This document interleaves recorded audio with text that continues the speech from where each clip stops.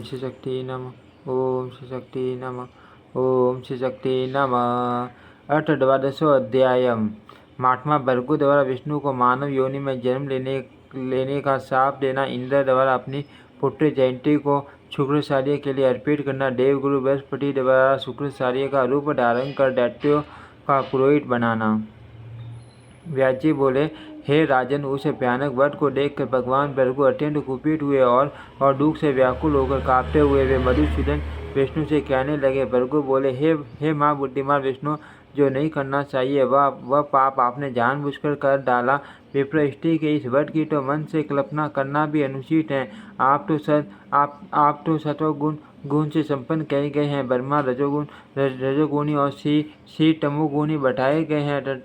तब आपने अपने गुण के विपरीत कार्य क्यों किया? आप तामसी कैसे हो गए जिससे आपने ये घोर निंदनीय कर्म कर डाला? हे विष्णु, आपने उस अवध्य तथा निरपराध स्त्री को क्यों मार डाला? उन्होंने क्रोधपूर्वक कहा कि अब मैं आप दुराचारी को शाप दे रहा हूँ, इसके अतिरिक्त आपका क्या प्रतिकार करूँ? हरे पापी, आपने इंद्र के हित के लिए मुझे विदुर बना दिया। हे मधुसूदन, मैं इंद्र को शाप नहीं दूंगा, बल्कि आपको ही शाप दूंगा। कृष्ण सर्प सदस्य दुर्भिप्राय वाले आप सदा छल करने में ही तत्पर रहते हैं। हे जनार्दन, जो मुनि आपको सात्विक कहते हुए निश्चय ही मूर्ख हैं। मैंने तो प्रत्यक्ष जान लिया कि आप तमोगुणी तथा दुराचारी हो। हे जनार्दन, मेरे शाप से मृत्युलोक में आपके अनेक अवतार हो और इस स्त्री वध जन्य पाप के कारण बार बार गर्भवास से होने वाले दुख को भोगो।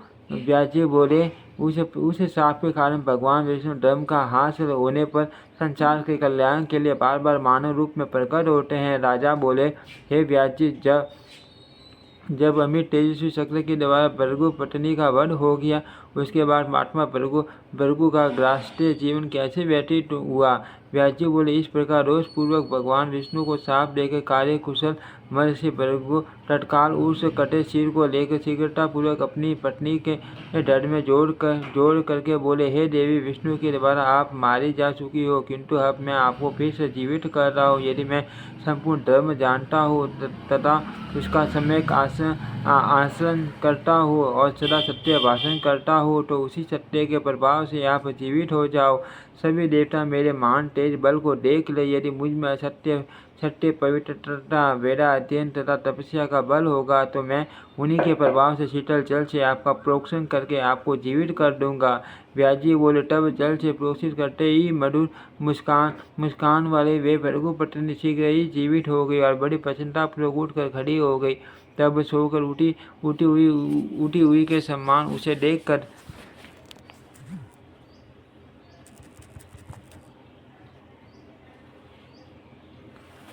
सब ओर से लोग साधु साधु ऐसा कहकर भृगु मुनि तथा उनकी भार्या दोनों की स्तुति करने लगे। इस प्रकार महर्षि भृगु ने उस सुंदरी को जीवित कर दिया। यह देख कर इंद्र से सभी देवता अत्यंत आश्चर्यचकित हो उठे। तत्पश्चात इंद्र ने देवताओं से कहा, भृगु मुनि ने अपनी साध्वी भार्या को जीवित कर दिया। साथ ही मंत्र ज्ञानी शुक्राचार्य कठोर तपस्या करके शिव से मंत्र प्राप्त कर पता नहीं क्या कर डालेंगे। व्यास जी बोले, हे राजा, मंत्र प्राप्ति के लिए शुक्राचार्य के अत्यंत कठोर तप का स्मरण करके इंद्र की नींद समाप्त हो गई और उनके शरीर में व्याकुलता होने लगी।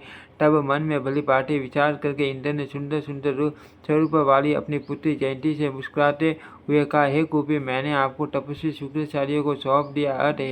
हे तवंगी, अब आप जाओ और मेरे कल्याण के लिए उनकी सेवा करो और उन्हें वश में कर लो। उस समय आश्रम में शीघ्र जाकर उनके मन को प्रिय लगने वाले विविध उपचारों से उन्हें प्रसन्न करके मेरा भय दूर करो।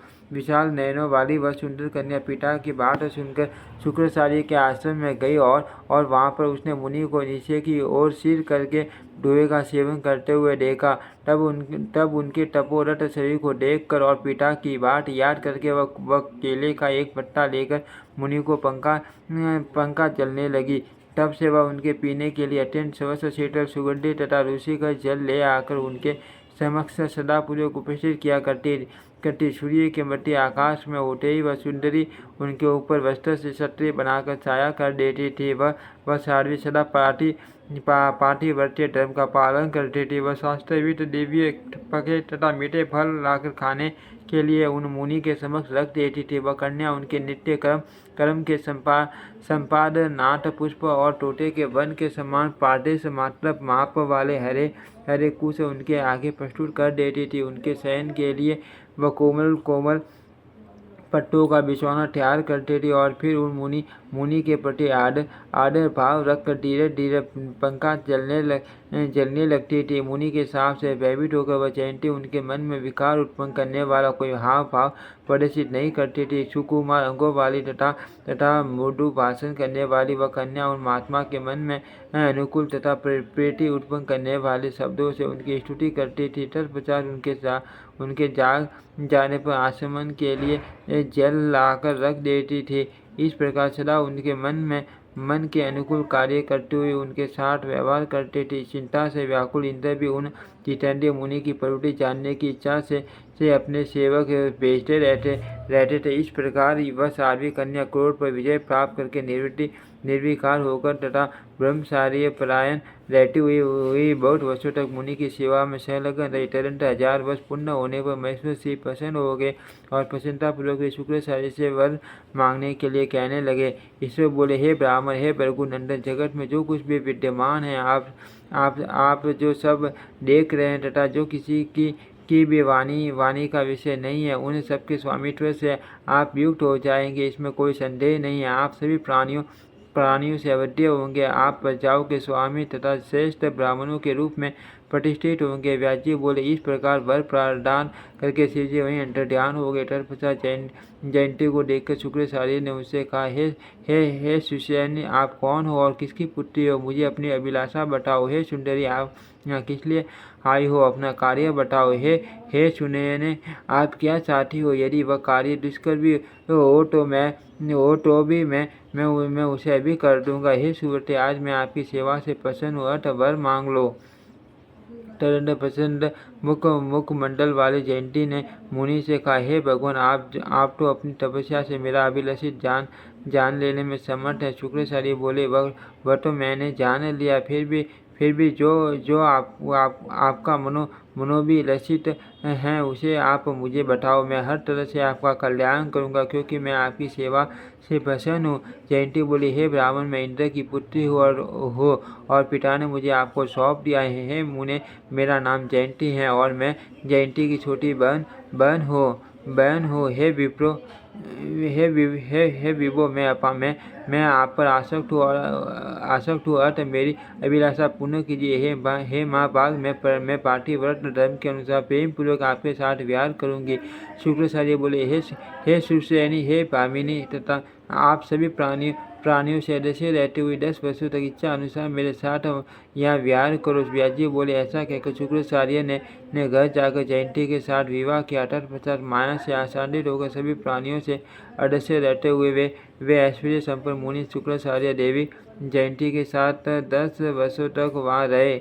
गुरु शुक्राचार्य को अपने उद्देश्य में सफल हो मंत्र से युक्त होकर आया हुआ सुनकर सभी दैत्य उनके दर्शन की इच्छा से प्रसन्नतापूर्वक उनके घर गए, किंतु वे उन्हें देख नहीं सके, क्योंकि उस समय वे जयंती के साथ विहार कर रहे थे। इससे उन सभी दैत्यों का मन उदास हो गया और उनके सभी उद्योग व्यर्थ हो गए। वे बहुत चिंतित और दुखी होकर उन्हें बार बार कोसते रहे। अंत में माया से आसादित उन मुनि को न देखकर वे चिंतित तथा भयभीत दैत्य जैसे आए थे वैसे ही अपने घर लौट गए। तत्पश्चात शुक्राचार्य को प्यार करता हुआ जानकर इंद्र ने अपने गुरु महाभाग बृहस्पति से कहा, अब क्या किया जाए? हे ब्राह्मण, आप दानवों के पास जाइए और माया के द्वारा उन्हें मोह में डाल दीजिए। हे मारद, बुद्धि से भलीभांति विचार करके आप हमारा कार्य सिद्ध कर दीजिए। इंद्र की बात सुनकर देव गुरु बृहस्पति शुक्राचार्य को मायाचारित होने के कारण अदृश्य हो जयंती के साथ क्रीड़ा करते जानकर उन्हीं का रूप धारण करके दैत्य के पास गए।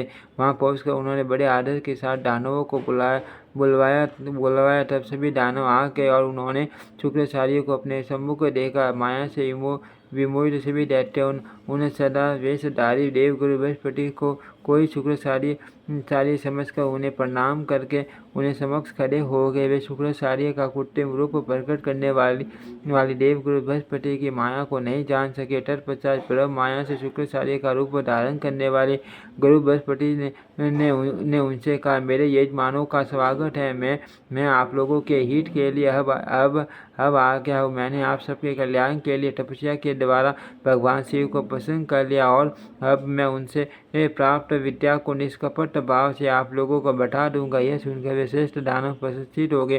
गुरु शुक्राचार्य को अपने उद्देश्य का सफल समझकर वे मोहग्रस्त दानव बहुत हर्षित हुए और उन्होंने बड़ी प्रसन्नता के साथ उन्हें प्रणाम किया।